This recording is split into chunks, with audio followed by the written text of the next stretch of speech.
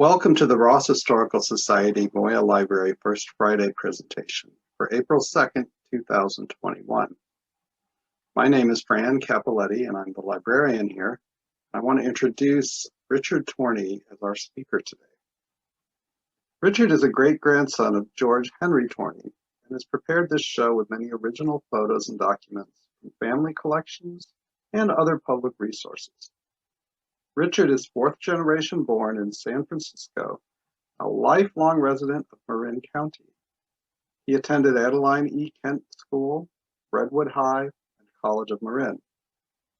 He served in the U.S. Army in Vietnam and is currently a semi-retired residential remodeling contractor.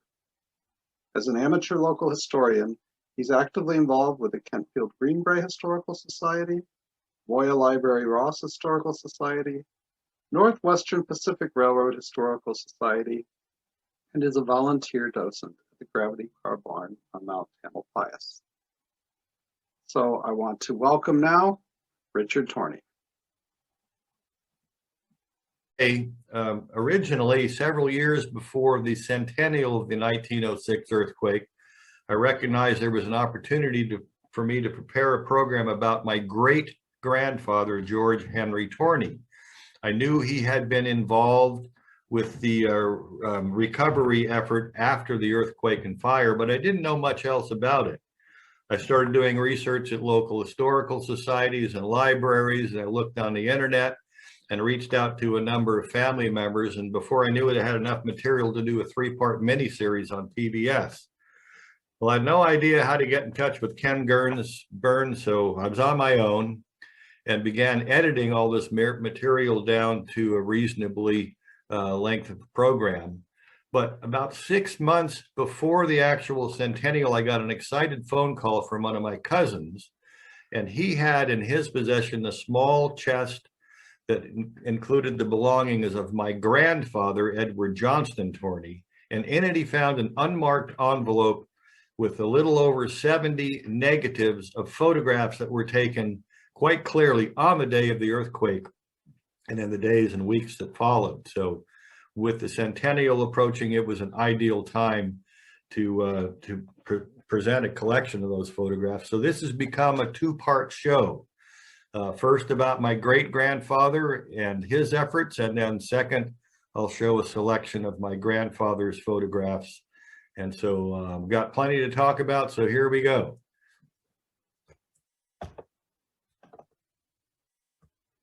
Part one, hygienic catastrophe averted. This is the earliest known photograph I've been able to find of George Henry Torney. He was born on June 1st, 1850 in Baltimore. Here he is as a student at Carroll College in Maryland. And in 1868, he went on to the University of Virginia, where he studied medicine, receiving its degree of MD in June of 1870 at age 20. So studying to be a doctor in those days was nothing like it is today. After graduation, he served an internship at the Bayview Hospital in Maryland, and after that was done, November of 1871, he accepted a commission in the United States Navy as an assistant surgeon. Now, his career in the Navy moved forward at a routine pace. In November of 1874, he was promoted to a now obsolete rank called past assistant surgeon. However, on June 30th, 1875, he resigned his Navy commission, and the official records say it was due to intractable seasickness. So life on board a naval vessel was not for him. The following day, he accepted a commission in the United States Army as a first lieutenant and assistant surgeon. History records that there was a mix-up and his Navy commission remained in force. And he was noted as the only man at the time to have ever had an active commission in the United States Army and the United States Navy at the same time. Well, they got the paperwork straightened out, and he continued his military career in the Army. So as all this was going on, he married Mary Rice Johnston on January 22nd, 1872. They eventually had 8 children, only 5 of which survived to adulthood. And their first son was born in November of 1872. So you see, they wasted no time in starting a family. So this photograph here shows on the right my great-grandfather, George Henry Torney, the Army surgeon, and on his lap, my grandfather, Edward Johnston Torney, as a young boy. So some 20 years or so after this photograph was taken, both of them were in San Francisco at the time of the earthquake. And this is a family portrait taken in Fort Monroe, Virginia in 1886. That's my grandfather, Ned, on the left. So George Henry Torney's military career took him to a lot of places. His initial stationing was in New York Harbor. Then he went to Fort Canby in Florida. He was in New Mexico and Colorado during the Indian Wars, promoted to captain in June of 1880. He then was at Fort Monroe, Virginia, Fort Brown, Texas. On June 6, 1894, he went to West Point as a surgeon and instructor, promoted to major. And now, upon the outbreak of the Spanish-American War, he was given orders not exactly expected in the Army. He was ordered to purchase, outfit, and command the United States Army Hospital Ship Relief. So he's back at sea again. A side story here. This is a copy of a newspaper article written by one of his sons some 50 years afterwards. And he tells the story of when Major Torney was in New York Harbor, a man who had volunteered to join the Army to help fight the war in Cuba was sent for a physical examination. Well, Major Torney gave him an examination, and he said he was in good health in all ways, but in that he wore glasses, he was not going to approve the application because they didn't want people wearing glasses going into the war zone. Well, the applicant looked back at Major Torney and said, I see that you are wearing glasses and you are going to Cuba. And so Major Torney changed his mind, approved the application, and turned out it was the right move because that man wearing the glasses was Theodore Roosevelt, who of course went on to command the Rough Riders in some wonderful battles in the Spanish-American War. So there are a couple of photographs of Major Torney on the relief. In both cases, he's holding on to something because, you know, he's not feeling too good. But he was relieved from that duty. And in October of 1898, he was stationed at Fort Leavenworth, Kansas, as an instructor in hygiene. And then he went on to command the Army and Navy Hospital in Hot Springs, Arkansas. In 1902, he and his whole family relocated to Manila in the Philippine Islands, where he was put in command of the 1st Reserve Hospital. Besides running the hospital, he's also very actively involved in research being done about the causes, prevention, and cures for various tropical diseases. And in that capacity, he became ill and had to be relieved from duty and was transferred back to the Presidio in San Francisco to recover. In August of 1903, he was promoted to lieutenant colonel. And as he regained his strength, in November 1903, he was assigned the position of chief surgeon of the Department of California. And then in March of 1904, as additional duties, he was also assigned to be the commander of the United States Army General Hospital in the Presidio. This is the medal he got for his service in the Spanish-American War. So here he is at his desk at the hospital commanders in the Presidio. I would like to point out that it was the United States Army General Hospital. It was not named Letterman Hospital until 1911, some 5 years later. So whenever you read about civilians being treated at Letterman Hospital, that isn't exactly correct. It wasn't Letterman Hospital yet. As the commander of the hospital, these were the quarters he was given for himself and his family. It's a house on what is known as Surgeon's Row. The house to the left and several more going down the hill where all the medical officers lived, and the hospital was just out of the picture to the left. Notice it's a 3-story building with a wide open porch. And on the curb in front of the house, there's a wooden box. That was there to help people get on and off of horses and in and out of carriages. That house is still in the Presidio today. The wooden box is gone, replaced with a wheelchair ramp. And now I don't know this for a fact, but I'm pretty sure that that's where he would have been early in the morning of April 18th, 1906, when the earthquake struck. He seemed to have a pretty good idea how serious things were, and he immediately went to work by ordering a damage report of all the medical facilities under his command. He sent an assistant surgeon and some Army corpsmen down to City Hall to provide any needed assistance and inform the officials that the Army hospital would be open to all patients. So on April 18th, by 11 a.m., they had 75 civilian patients, one of them being San Francisco Fire Chief Dennis Sullivan. By 11 p.m., they had 125 more civilians in the hospital.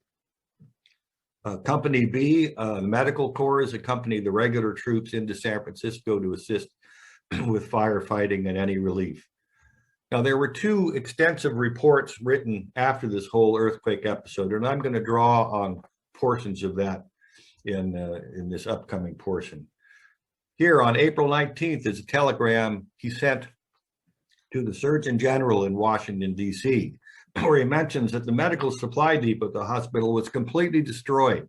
Nothing was saved and there was nothing available. They were calling on the Navy for assistance. Division Hospital open to the public. One of the problems they had is the water supply from the city had been broken and they had no water in the hospital. They did find a working water supply in the Presidio, and they started with the bucket brigade bringing water to the hospital, and they soon connected more permanent plumbing pipes.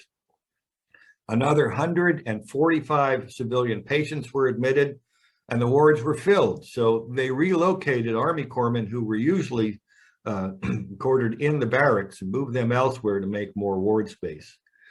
They had a tent hospital that they set up in the plain to the east of the hospital, and the Fort Mason Hospital was open to the public.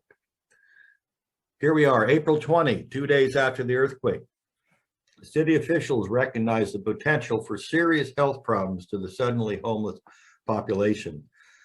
George Henry Torney was assigned to the duty of Chief Sanitary Officer for the entire city of San Francisco. He transferred command of the hospital to an assistant, Captain Kennedy, and immediately went to work. He divided the city into 26 districts, and medical personnel were to inspect each district and make reports on a daily basis. So within 24 hours, they had organized relief and sanitary work and begun to assist the thousands of refugees. Keep in mind, water mains were broken, sewer system was badly damaged, food supplies, food storage, and cooking facilities had been destroyed, and contagious diseases were a real threat. There'd actually been an outbreak of bubonic plague in San Francisco not long before the earthquake. Now, treatment in those days was either quarantine or some symptom relief with sulfa drugs. Immunization was not universal. Antibiotics had not yet been developed. So if your immunity was okay and you got one of these diseases, you'd be sick for a while, but you'd be okay. But if you were in poor health, death was not unusual. Now, this is a copy of the orders he had sent out for the inspectors in those 26 areas. They were to be looking for anything that had to do with the safety of the people there, reporting contagious diseases, safe water supply, food preparation and storage facilities, sanitary conveniences, medical needs, anything that was affecting their health was to be reported. Now, the Army did what they could. They provided tents and bedding, and this is a quote from one of the reports. And necessary camp conveniences for cooking and carrying out sanitary measures after the manner of military camps. So the Army was able to use their experience and training in going out into the field and apply it to the civilians. They set up an emergency depot to provide medical supplies wherever needed, and all of the medical supplies in the city were brought there except those from the general hospital, and they were made available wherever they were needed. Now, on April 28th, a larger medical supply depot was set up in the Presidio in a circus tent. We'll be seeing that in a little while. These are some of the surgeons. That's Lieutenant Colonel Torney in the front row center. These are some of the people on duty with him at the time of the earthquake. So April 21st, here's orders from Mayor Schmitz authorizing that they take control of Harborview Park. That was a privately owned facility near the Palace of Fine Arts. It was an ideal location for a hospital for people with contagious diseases. It had a pavilion to accommodate 200 patients. It had its own water supply and laundry facilities, and near the hospital. Here they had cases of measles and scarlet fever, diphtheria that were received and cared for. Now, this is private property, and the cost of the rental for this was later paid by the city of San Francisco. I did some research in the San Francisco Health Department, and using typhoid as an example, in the days before the earthquake, they would get an average of 15 cases per month. Now, the month after the earthquake, the May statistics, there were 60 cases of typhoid. And then in June, only 35 cases. Now, the number of cases climbed to 158 in July. In August, 129 cases, but still it's remarkably low numbers considering San Francisco's population had been around 500,000. Now, many of them left the city, and not all the houses were destroyed, but many people were using makeshift cooking facilities and hastily built latrines. One of the many problems they had were the thousands of homeless rats. So the city officials placed a bounty on rats. I think it was 15 cents per rat. And the residents responded by developing ingenious ways of trapping the rodents. And of course, the young boys were thrilled to find that catching rats could be a source of income. Not good for the rats because there are all these people with nothing to do right now. So those daily reports from the 26 areas, this is one of those reports, typical. It's on April 22nd, which, by the way, was my grandfather Ned's 27th birthday. This report says there were 500 people in a district on the San Bruno Road near Connell's Hotel with practically no latrine facility, little food or water available, 2 children noted with symptoms of diphtheria, 100 families with no shelter or bedding.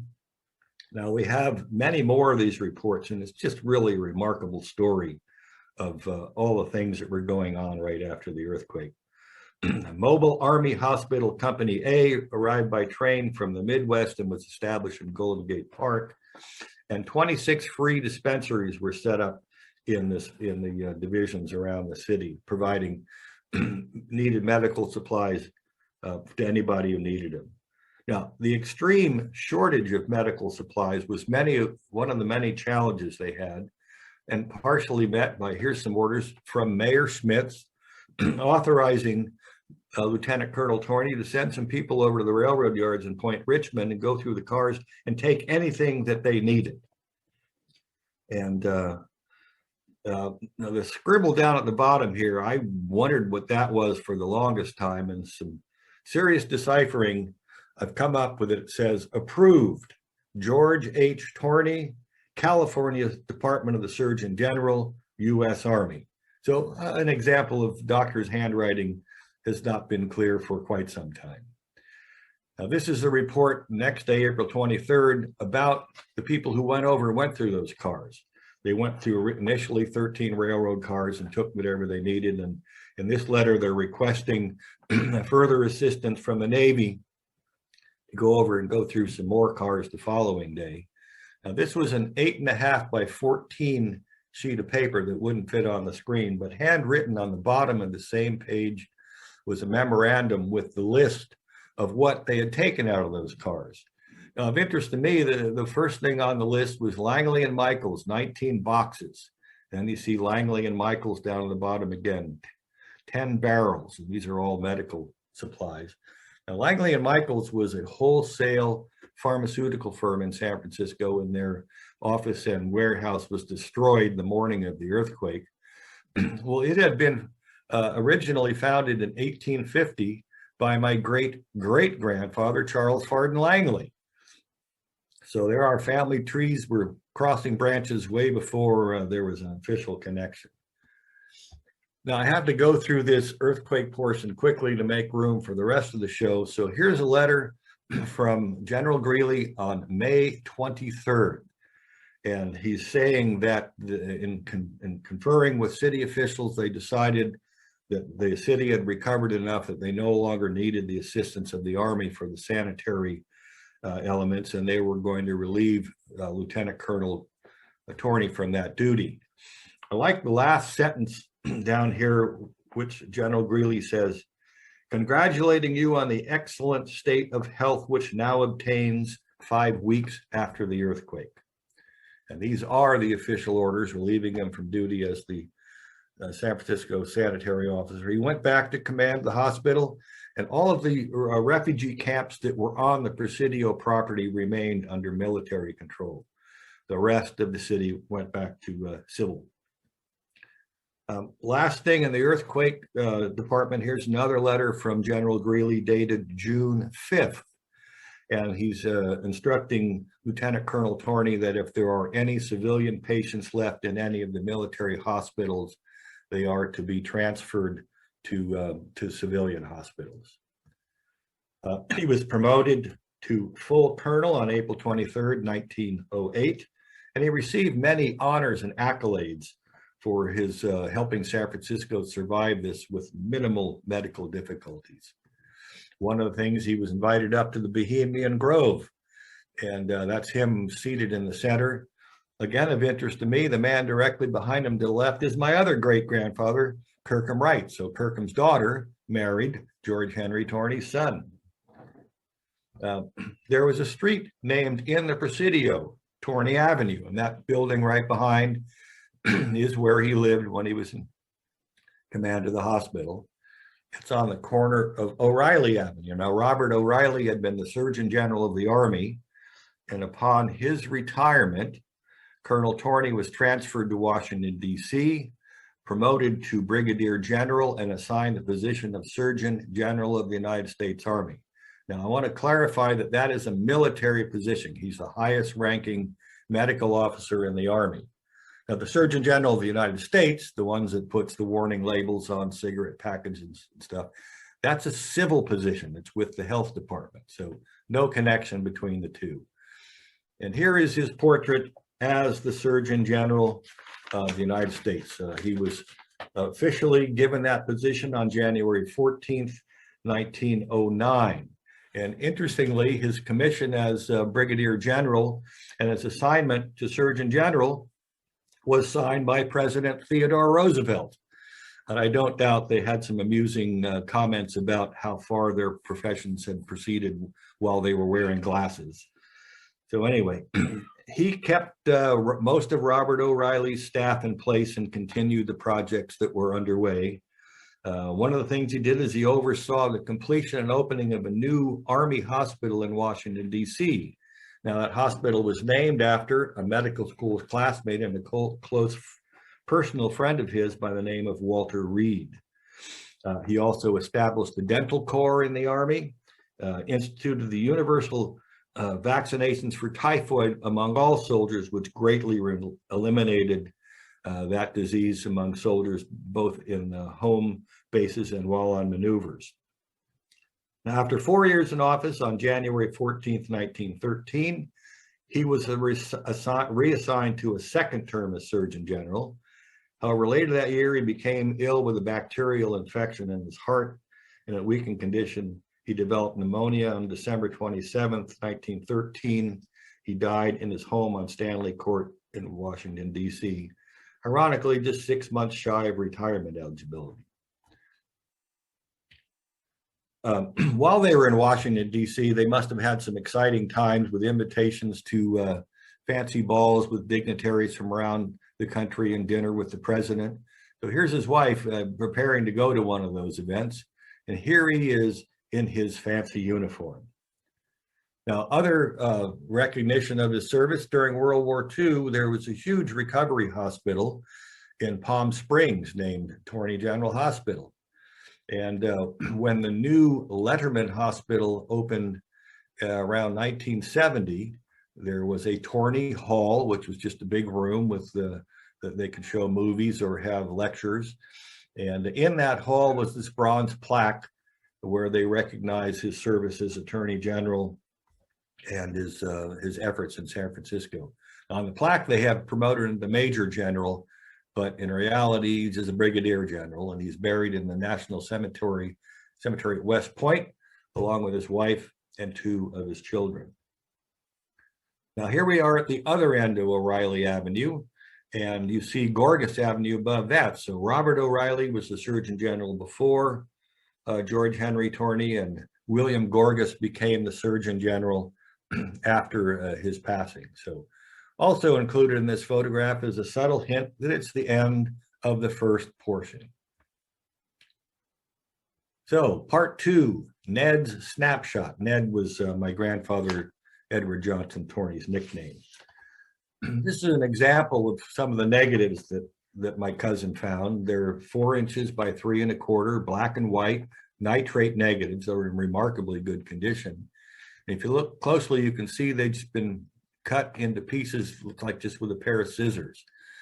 Camera experts said it was a type of roll of film that would have fit in. This is a Kodak Primo camera, and they also would have fit in the box camera. And this is a photograph of my grandfather, Edward Johnson Torney, behind the wheel of his 1907 air-cooled Franklin touring car. So this is taken after the earthquake. Now notice right next to his car, that's that wooden step. So he's in front of his father's house in the Presidio.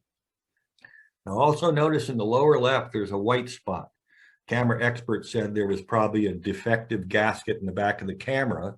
And depending on how long the film was stationary behind that gasket and how much light there was, you'd get a much bigger spot of light or sometimes no light at all. Now, there was no indication of when the photos were taken or where they were taken, so I've initially just put them together generally in geographic order.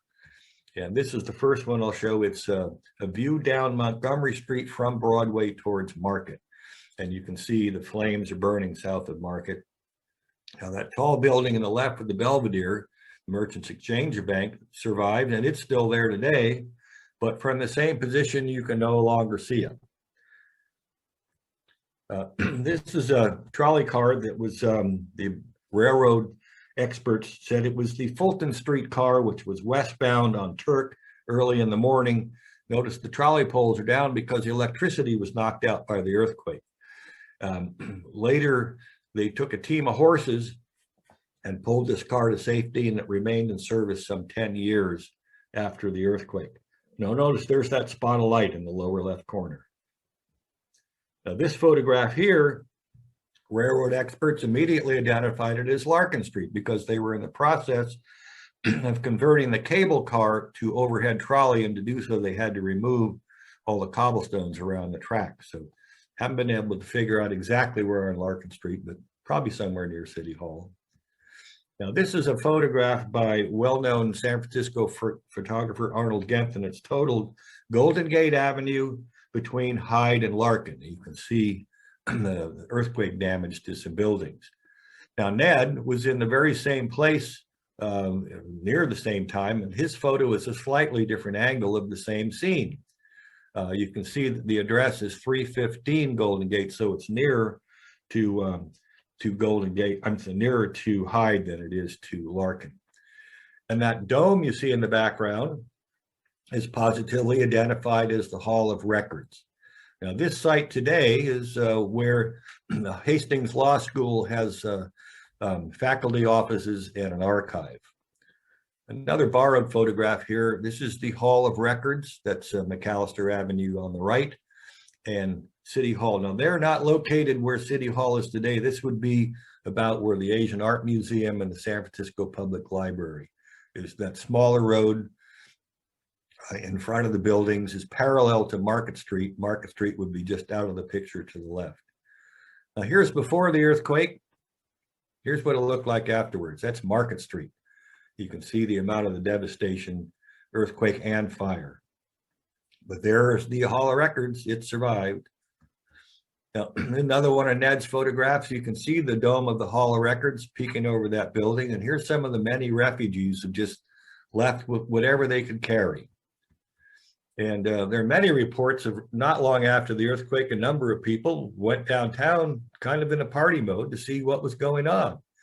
And so here you see these ladies in their fine clothes and smiles on their faces. Well, there's a big fire right down the street, and that party didn't last very long. Here's some more refugees, obviously not so happy about their situation. Notice lots of trunks. Again, many reports about the sounds immediately after the earthquake in the following days. You could hear people dragging their trunks down the cobblestone streets. Now, this photograph always has been of interest to me. You see all these people just sitting around, and there's a fire burning right next to them. Well, keep in mind, they were shaken out of their beds early in the mornings. Many of them, I guess, just fled the house with whatever they could grab. So they're tired, they're hungry, they have to go to the bathroom. None of those are going to be solved in the near future.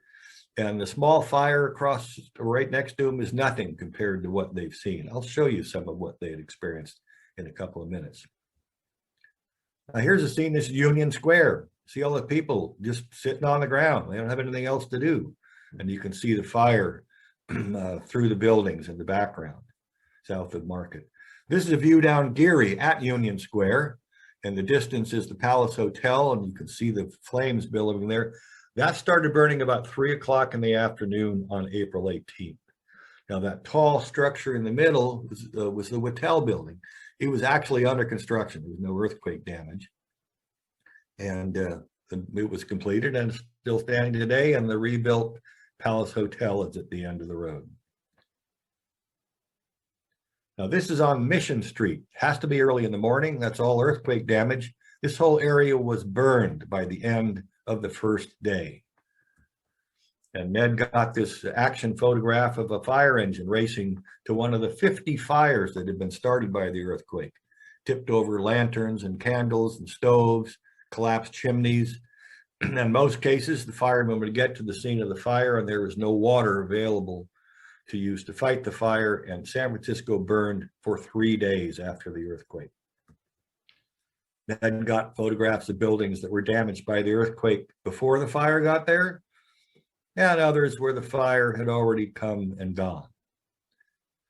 Now, this is a series of 4 photographs, and I think one of the most remarkable things in this collection. Don't know the exact location, but from the level ground and all of the trolley wires, it's probably south of Market. I want you to notice that 3-story building on the left.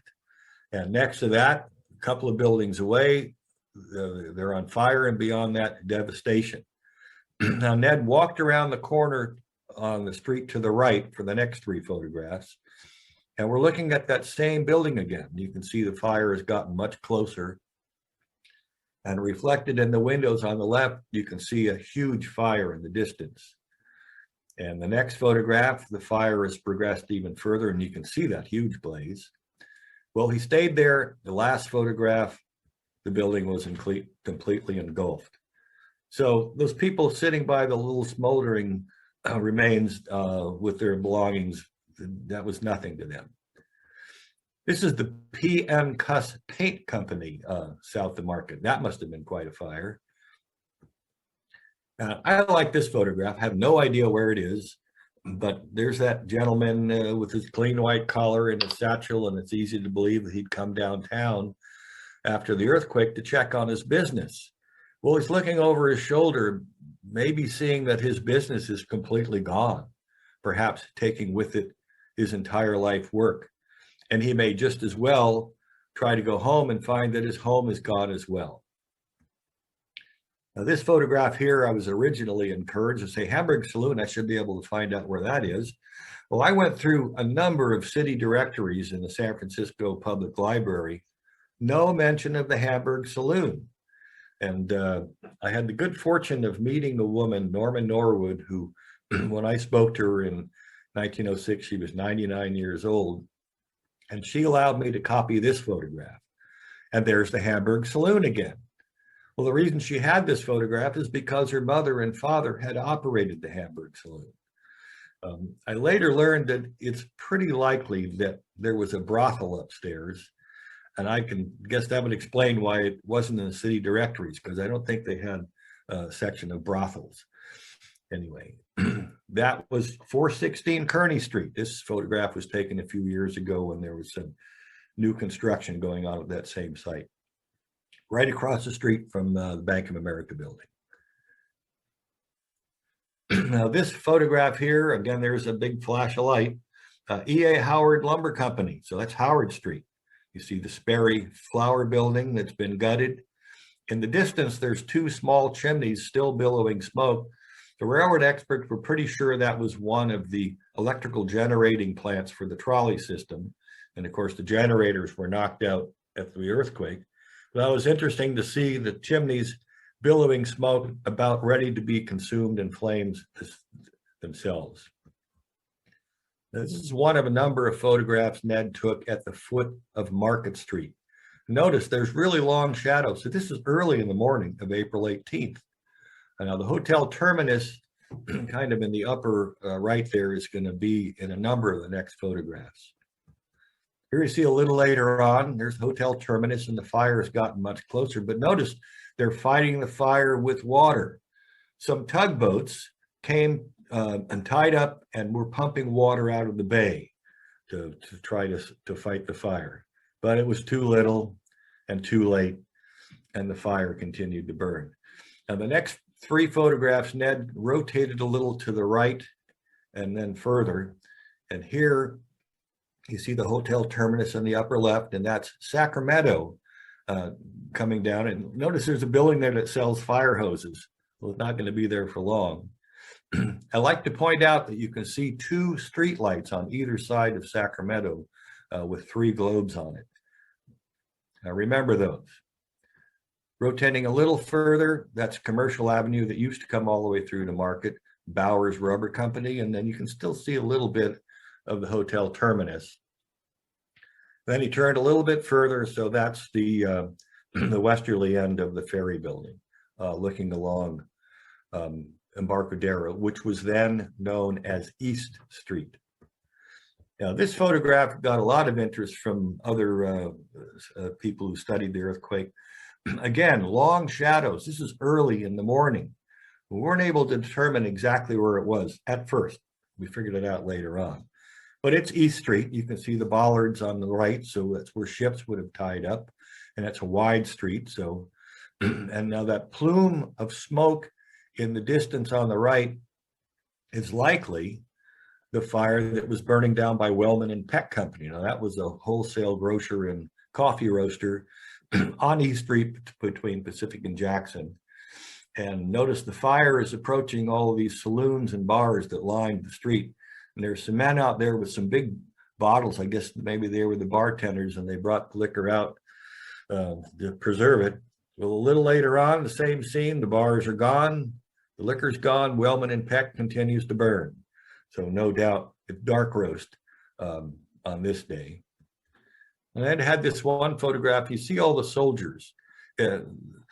Soldiers sometimes got a bad rap for some of the stuff that happened after the earthquake, but really they can't be thanked enough. Without the Army and the Navy helping control things, things would have been a lot worse for everybody in San Francisco. Now, Ned's collection, I had something that is slightly less common. There are many photographs taken right after the earthquake, but in most cases, the people with their cameras ran out of film and they couldn't get any more. Well, Ned had access to more film, so he has photographs taken in the immediate aftermath. This one, have no idea where it is. I want to go back to that photo I showed you a moment ago, and look in the upper left, you can see that three-story building with square windows and written on the side, Repair and Supply Company. And right next to that is another three-story building where the tops of the windows are rounded. So this is early in the morning. Ned came back later in the day and took this photograph. So there's those same two buildings, completely gutted. You can see off to the right, total devastation.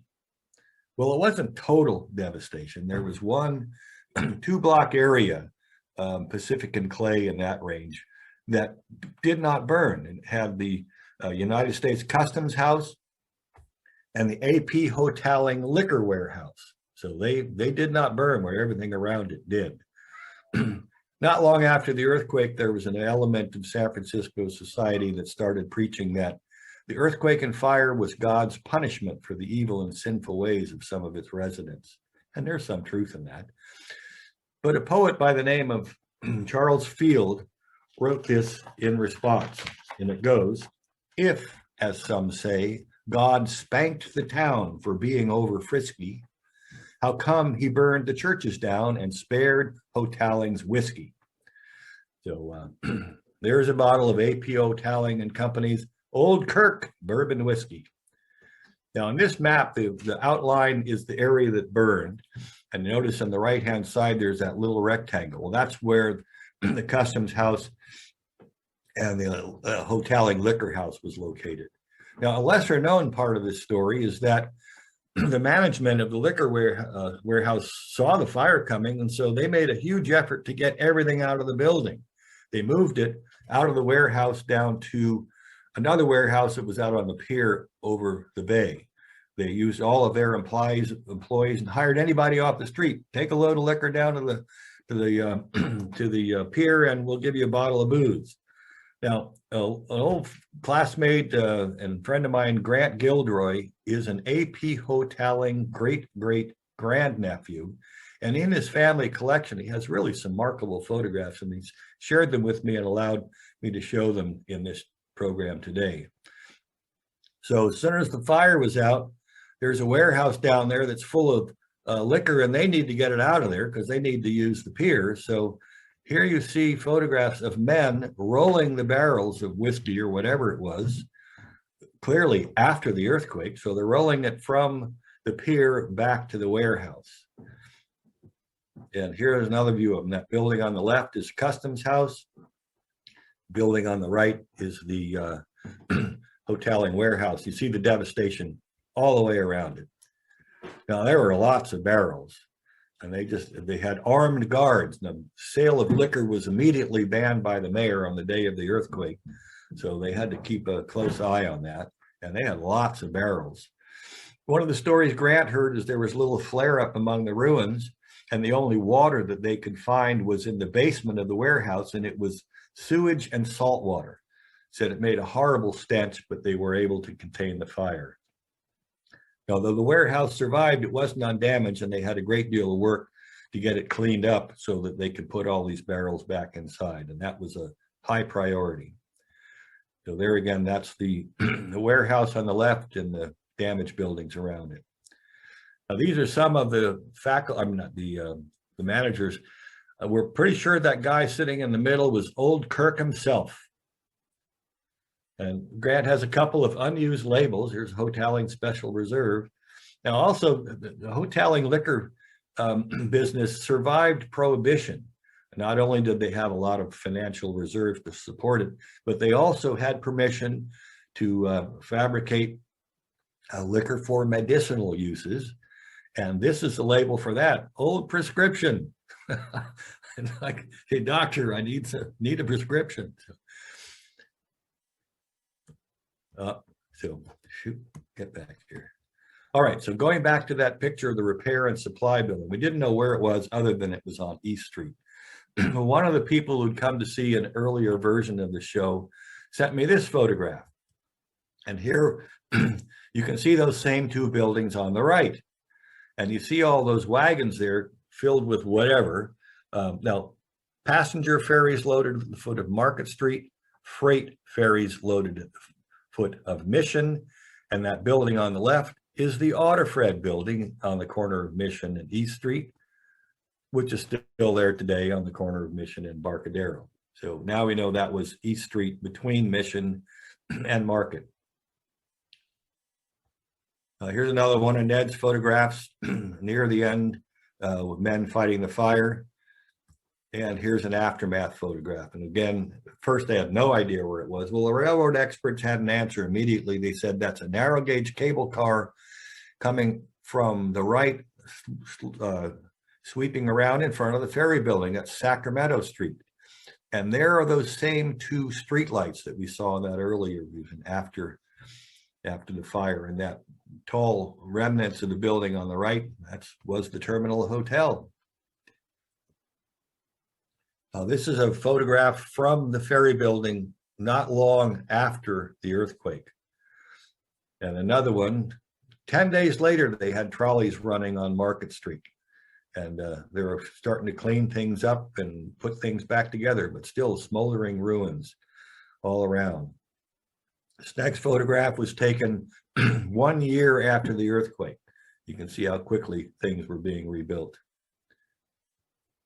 And this is in the 1950s. The Hotel Terminus has become the Hotel Terminal, and buses running on Market Street. Now, what's it going to be like when the next big one comes? That's a lot of buildings to fall down. Now, this is one of Ned's photographs taken on Market Street. That's the Call building, Third Market on the far left. I'm pretty sure that's the Emporium building. Notice there's a soldier directing men to clean up the mess. Any able-bodied man was put to work to help clean the city up. Now, here's Ned's photograph of the Hibernia Bank on Market at the corner of Jones and McAllister. Certainly damaged by the fire, but it looks like the structure's okay. And that building's still there today. It was rebuilt. But one of the things I really enjoyed when I was working on this program was going around and taking photographs in pretty much the same place my grandfather had taken them, but 100 years later. You got some photographs of City Hall, badly damaged. Now, this building was only a few years old, but you have to keep in mind it was built during one of the most corrupt city governments in the history of our country. They had to tear it down. It was so badly damaged. And one of the things they discovered is there was portions of the building that were supposed to have been backfilled with a specified structural material. Well, instead, the backfill had been manure. I think there's some food for thought. City Hall filled with manure. And there's City Hall again. It's amazing that that little patch of grass and these trees survived while everything else is destroyed. So Ned walked through the city. Here we are looking down California Street from Gough towards Franklin. So just beyond that building on the left center is the corner of California and Franklin. And beyond, you can see the devastation. Now, here's another remarkable coincidence and some more photographs from the Hotelling family. That's Richard Hotelling standing in the remnants of his family home on the corner of California at Franklin. So the fire was for the most part stopped at Van Ness, but there was about a 5-block area where it got up to Franklin. And this was part of that block. So that's the Hotelling house, not much left. And you can see that in the same neighborhood, the houses on the left survived, the houses on the right, gone. And this is a view looking over the Hotelling house. Now, it's interesting to point out that, okay, the Hotelling warehouse survived, but their house didn't. And ironically, on the site of their house today is a church. So it's a big circle. So back to Ned's photograph, looking down California, those buildings you see on the left are still there today. A little further down, looking along Washington Street, those houses mostly survived. They didn't get hit by the fire, but it's a lot more buildings there now.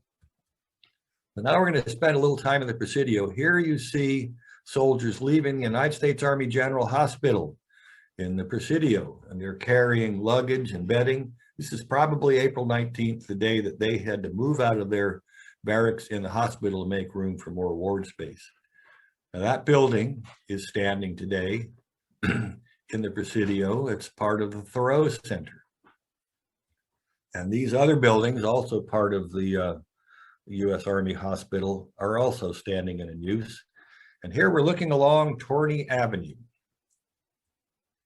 And again, those same buildings in the background, you can see people coming in with wagons and starting to set up tents.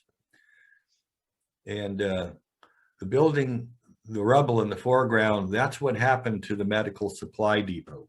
I want to point out that tall chimney on the left, that was the for the boiler that provided steam heat for the hospital.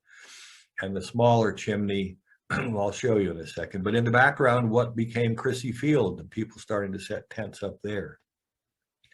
So there's that boiler chimney and laundry disinfecting plant in the morgue in the foreground. So this is Presidio Tent Camp number 1. It was just to the south of the hospital. And if you look up on the ridge on the right, that's Pacific Heights, and there's one building with a fairly distinctive profile with the chimney on the side. So now this is a view looking down. So it's from an elevated position looking over the tents, and there are some manicured trees in the foreground and a road. This next photograph, taken from the same spot, you can see that same house up on the ridge, but a bunch of the smaller tents had been removed. And this was a circus tent that was set up to be used for the Army medical supply depot. Again, I wasn't sure exactly where this was or where the photo was taken from, but this next photograph I found in the San Francisco Public Library collection.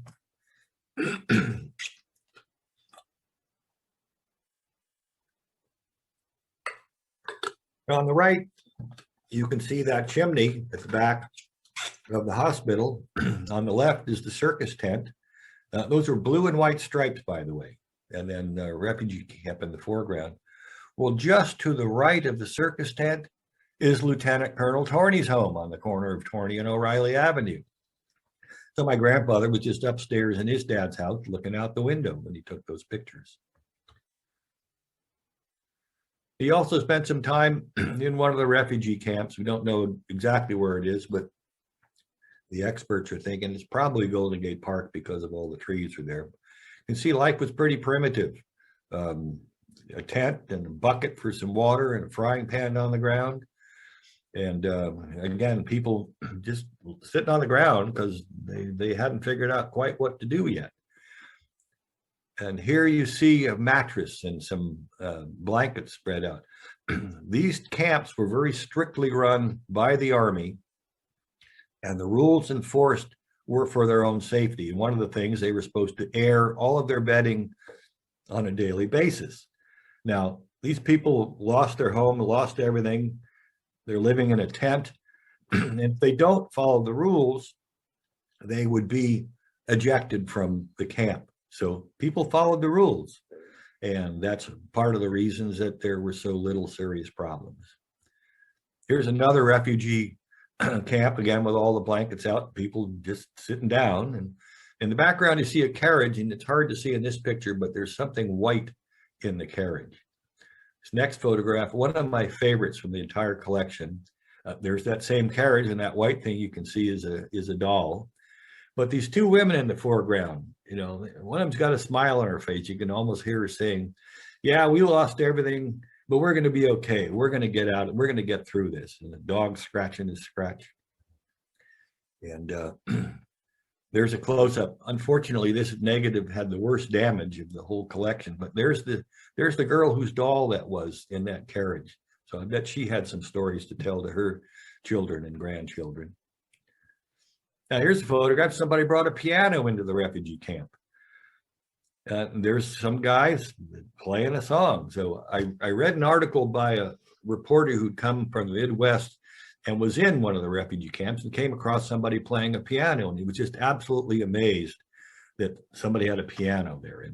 And he said in his article that they played a ragtime concert, and at the end, the last song was a tune popular at the time titled "Home Ain't Nothing Like This." So everybody wanted to get their lives back to normal, and music was part of that. Now here you see a barber back to work. He has a wooden crate, and his customer is holding a razor strap in one hand and a cigar in the other. I suppose that'd be a cell phone and a latte today. But the barber's back to work. The guy's getting cleaned up so he can go back to work. Well, Ned had to go back to work. And that's the end of the program.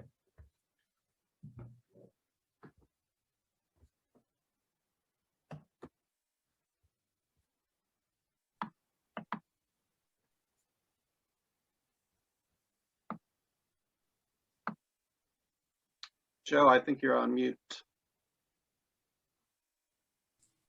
There you go. I got it now. Thank you, Richard. We have time for questions. If you'd like to send us a question using the Q&A feature, or you could use the chat feature. There's also a feature that we can let you ask a question verbally. If you want to do that, just let me know, and we will join you to the webinar. Otherwise, of course, the audience, we can't hear you. I was wondering, Richard, while we get some questions, I had heard that they used dynamite to stop the fires during the aftermath of the earthquake. Did you hear anything about that? That's a very well-known occurrence, and in most cases, the soldiers that were doing it were not well trained in the use of dynamite, and it wasn't uncommon if they'd blow up the building and it would spread the fire rather than stop it. So it was discontinued. It did help though, Van Ness Avenue was a wide street, and there was a great effort to stop the fire at that line. So there were a number of houses along Van Ness that were blown up. We have in our collection at the Octagon House an oral history interview that had been conducted by Genevieve Bothine, whose father, Henry Bothine, had a huge house on Van Ness. And in the interview, she recounts how when the soldiers came and said, "You got to get out of here because we're going to blow up your house," and she went up into her closet and took as much as she could take with her. And she said she looked in the closet and there was a black dress in there that she'd always thought was hideous. So she left it behind. So that's rather an extreme a wardrobe exchange there. We do have a question in chat. And maybe there's more ways to answer this. How many refugees fled to Marin? There isn't a clear count on that. There was a surge of growth in Marin right after the earthquake, but the exact count, nobody really knows. A lot of people left San Francisco and never came back again. A big question is how many people were killed in the earthquake? And the officials came up with a number that is almost certainly quite low. They didn't want the world to think you come to San Francisco, you're going to get killed. But some other people that had done some in-depth study on that said they'll never know how many people were killed. Like in Chinatown, there was less of an effort to document how many people had been killed. Of course, so many people were crushed in the rubble and burned and never found again. And another element is that people who were injured, the hospitals, of course, were filled. And so they would get put on a train to go wherever could they take them, Salt Lake City or Portland or Los Angeles. And so people taken down there, if they died, there would have been no reference to them having been killed as a result of injuries from the earthquake. So it's over 50,000 people is I think that's pretty well understood, but never will have an exact number. I'm reminded too of many Ross residents who turned their summer part-time, came over to Marin full-time. Yes, yeah. And didn't want to go back. Another question, the SF plague was ongoing at this time. Were many rat reports in the tent camps? Sure. Well, I only heard about the bounty on catching the rats. And like I said, not good for the rats because here's all these people sitting around with little to do. And they did what they could to control the rats. You had to bring in a pair of ears as proof that you'd captured a rat. So yeah, the rat population suffered. Another question is, your talk and pictures recorded? Can one get it and buy it? We will be posting this weekend on our website, moya-rhs.org. And you can see all of our past presentations from last year and this year on the site. Yeah, I don't have watch it that way.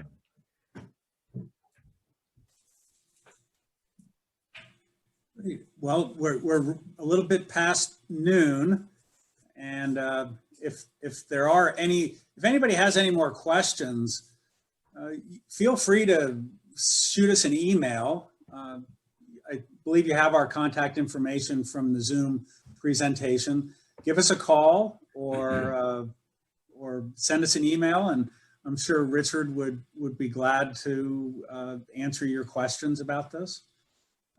And like Fran said, this program will be available in its entirety for viewing at your convenience. You can share the link with your friends. It'll be available on our website. Give us a couple days to post it. Right.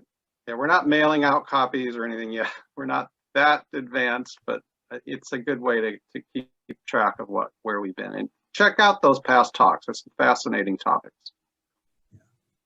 And thank you for all the kudos we're seeing on the chat. We really enjoy bringing these to you. I'm sorry we can't be doing it live, but we might be going back to live presentations in the Livermore room in the near future. That's our hope. But until then, we'll continue to offer the Zoom programs for you. And we really appreciate your support and all the great feedback for these programs. Much appreciated. All right. Thank you. Thank you. Thank you, Richard. With that, we'll conclude the program. Thank you, everybody. Have a wonderful day. All right. Thank you, Joe. Thank you, Fran. Thank you.